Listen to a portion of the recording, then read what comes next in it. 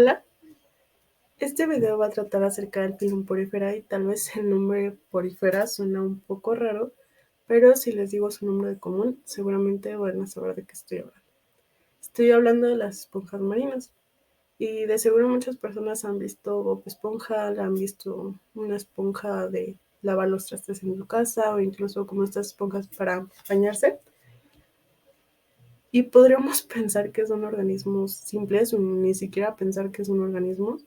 Sin embargo, son animales muy interesantes, son muy importantes en el ecosistema marino e incluso en aspectos como la medicina, ya que gracias a estos organismos están abriendo nuevas líneas de investigación para tratamientos antitumorales, antimicrobianos, incluso para enfermedades como el VIH. Esto es algo que me llamó mucho la atención de estos organismos, entonces espero que lo disfruten este video. Mi nombre es Anayatsi Torres Cristóbal y vamos a continuación con todo lo demás.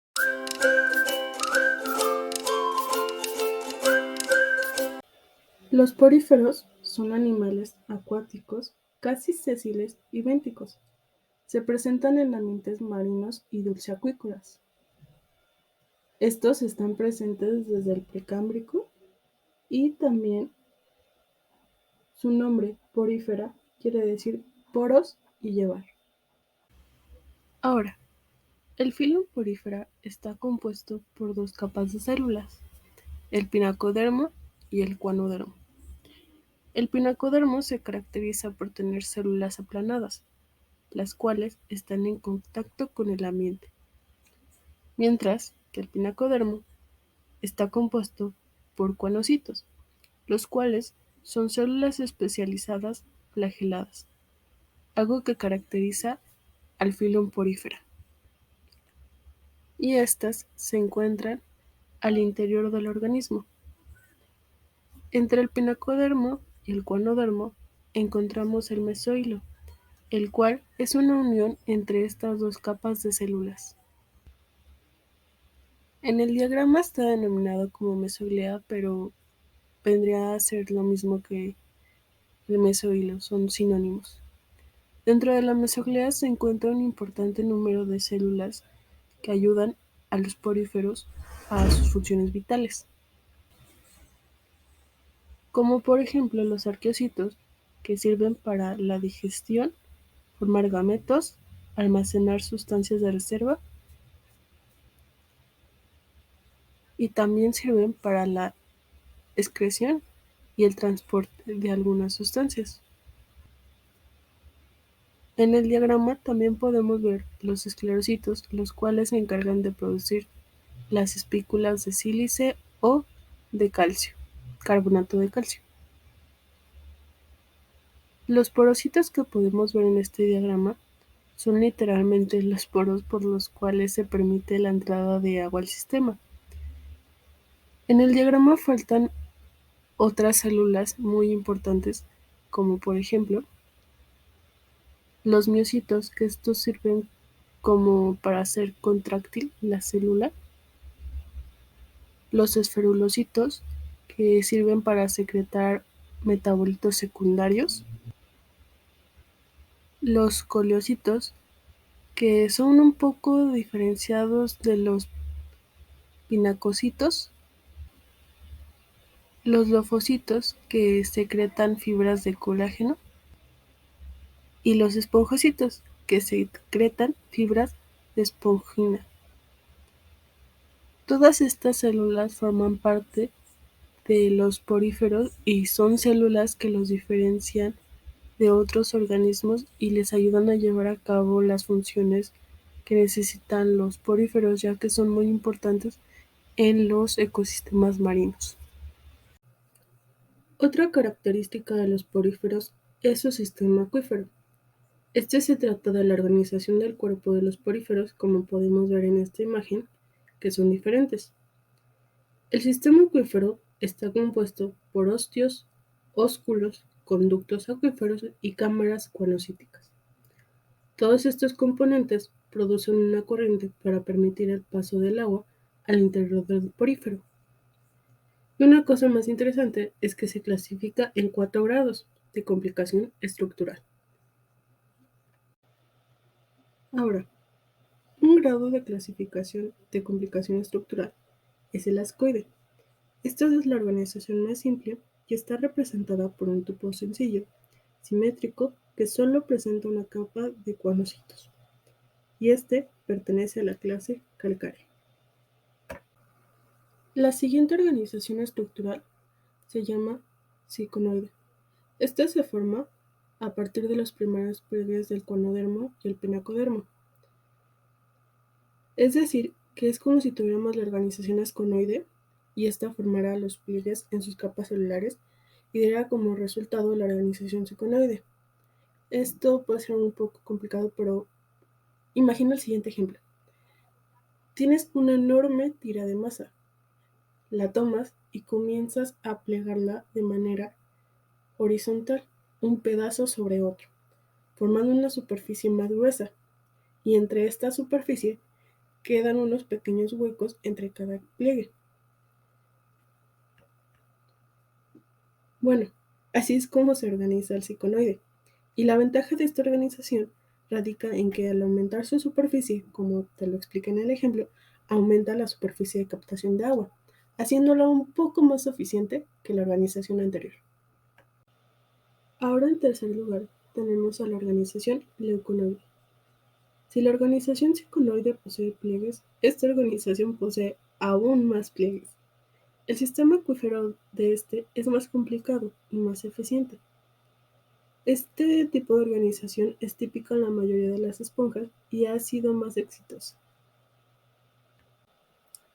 El cuarto grado de organización estructural de los poríferos es el cilivídeo, el cual tiene cámaras conocíticas más largas y están dispuestas alrededor de cavidades exhalantes.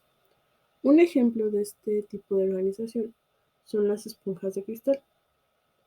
Algo curioso es que en Japón a los recién casados se les regala una esponja de cristal, ya que éstas tienen una relación mutualista con camarones esponja de cristal, que por su tamaño tienden a vivir alrededor o dentro de la esponja hasta que estos mueren.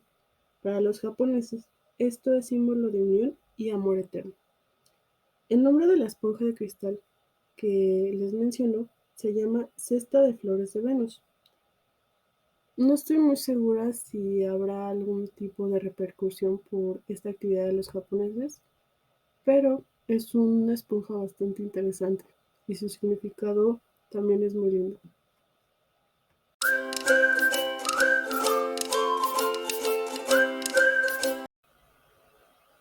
En cuanto a la fisiología de los poríferos, hay bastantes puntos que tocar porque son organismos bastante complejos, comenzando por ejemplo con su alimentación, ya que estos se alimentan primordialmente por filtración.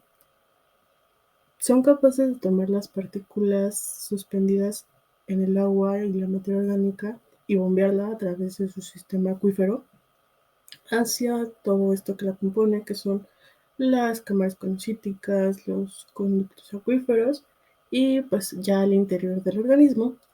Los arqueocitos son las células encargadas de fagocitar estas partículas y esta materia orgánica. Sin embargo, también en la superficie de los poríferos están los pinacocitos que también son capaces de fagocitar, pero partículas más pequeñas. Los arqueocitos se encargan de las partículas más grandes. Esta es una forma de alimentación, sin embargo, los poríferos también tienen otra forma de alimentarse, ya que son depredadores básicos. Esto es solamente por su alimentación. Otro tema a tocar es su sensibilidad. Los poríferos podría parecer que nada más están ahí como fijados a su sustrato y ahí andan felices de la vida, como que agusticidad, pero no, son capaces de reaccionar de manera reducida a los estímulos del ambiente, como por ejemplo de que cambie el pH de su ambiente, y es como de, oh, algo está cambiando, y reacciona. Eso por su sensibilidad. Los poríferos en su fisiología también son capaces de realizar un intercambio gaseoso. Esto lo realizan las células de los poríferos con el agua del ambiente. Primero las células realizan una difusión, luego eliminan el amoníaco y continúa este sistema de agua, eliminan amoníaco y así va. En cuanto a la reproducción de los poríferos, hay dos tipos de reproducción, que es la asexual y la sexual. En cuanto a la reproducción asexual, esta puede darse por fragmentos que se desprendan del organismo y estos generen otro organismo diferente, bueno, no diferente, pero similar. Y la gemación, que en la gemación se generan brotes internos que son capaces de formar otro organismo. Por otro lado, en la reproducción sexual, las esponjas pueden ser hermafroditas o pueden ser dioicas. Esto quiere decir que hay individuos machos e individuos hembras, por así decirlo. Para la reproducción sexual, los espermatozoides y los óvulos de los padres se liberan al agua y la fecundación se puede realizar en el agua, lo que nos va a dar una larva planctónica. Sin embargo, también en algunos la fecundación es interna, así que se pueden denominar esponjas vivíparas.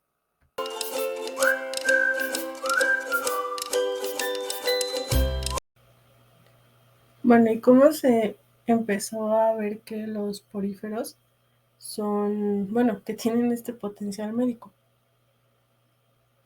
Hay datos acerca de que en 1950, a partir de la especie de esponja Tectitec crypta, empezaron a aislarse moléculas que se dieron cuenta los investigadores que podían usarse para combatir la leucemia. Y esto es como un registro que se tiene de que empezó a usarse los poríferos como una línea de investigación, ya que tiempo después, en 1980, que estamos hablando del boom del VIH, en todo el mundo se podría decir, se empezaron a usar también los poríferos como una línea de investigación para combatir esta enfermedad en el medicamento acidotimina, y pues fue así como que se empezaron a dar cuenta que los poríferos, con estas sustancias que fabricaban para alejar depredadores y bacterias, también podían ser usados, ya que se han descubierto a la fecha aproximadamente 6.000 compuestos que pueden ser usados para estas investigaciones. Y hay muchos más ejemplos de otros metabolitos de los poríferos que están siendo investigados, y hay bastantes tesis, artículos y esperamos que más noticias. Como hemos mencionado un poco en la introducción del video, los poríferos tienen un potencial médico y hay muchos artículos que hablan sobre esto, como por ejemplo este artículo Actividad antiviral de compuestos aislados de esponjas marinas, donde se habla de compuestos como el ARA-A, aravarol y caliceramidas, las cuales presentan actividad contra el virus del herpes humano, el virus de inmunodeficiencia humana tipo 1 y el virus de la influenza. En este trabajo, efectos de los extractos de las esponjas marinas, se tratan de investigaciones donde se han obtenido el aislamiento de sustancias antibióticas y citotóxicas de las esponjas del Caribe colombiano, como por ejemplo el micololido, que posee una actividad antiplaquetaria como inhibidor de la polimerización de la actina. Y hay muchos otros compuestos que tratan así como actividades antivirales, antimicrobianas y antibióticas.